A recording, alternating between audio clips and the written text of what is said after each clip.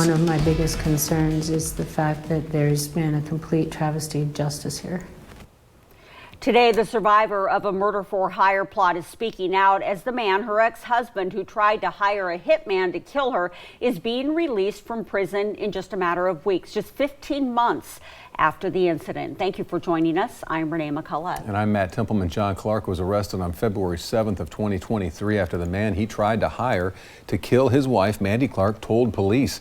It wasn't until late January of 2024 that Clarke pleaded guilty to the crime and was sentenced to 2 years in prison plus 3 years probation. But his jail sentence includes credit for the year he spent awaiting trial, plus several months off for good behavior, putting his release date in mid-May. And our top story now at 6 o'clock, KZI 9 News reporter Jennifer Singh sat down with Mandy Clarke, who tells us why she feels justice is not being served.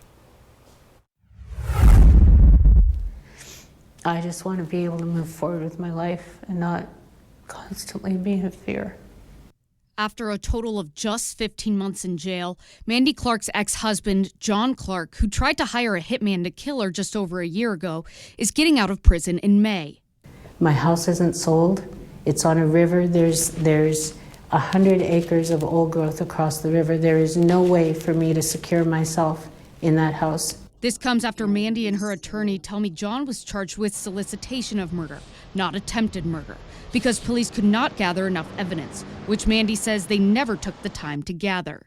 Once they had the confession, they never looked at anything else, including evidence on an incident that happened just a few months before that Mandy does not remember, that left her with a traumatic brain injury and severe bruising on her arms, as well as 4 months of memory loss and her sense of smell gone, where John claims he found her face down in a river. I think that he was responsible for what happened to me and the permanent damage that I have, and I think that he should be charged with that. I don't think he should be getting out an additional 4 months early on an already outrageously lenient sentence. John's prison time being lessened substantially is only increasing Mandy's frustration and worries, saying she was disrespected through the legal process, her voice slipping through the cracks. But one of my biggest concerns is the fact that there's been a complete travesty of justice here. I don't believe that the district attorney in this case has in any way, shape, or form done his job. Mandy Clarke says throughout this entire legal process, this case has become just another example of the justice system failing. And with John Clarke getting out in just weeks, Mandy says she doesn't want people going after him. That isn't productive. What I would like is for people to call their congressman. I'd like people to call the district attorney. She says the detectives throughout the process have been patient and caring, but the problem? We need enough officers that they can effectively do their jobs. We need people that are dedicated not only to solving these kinds of crimes, but to making sure that those people pay for those crimes.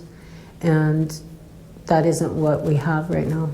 I reached out to the district attorney involved in the case to ask about the evidence and the shortened sentence, and I've not heard back. When I do, I will bring the response to you.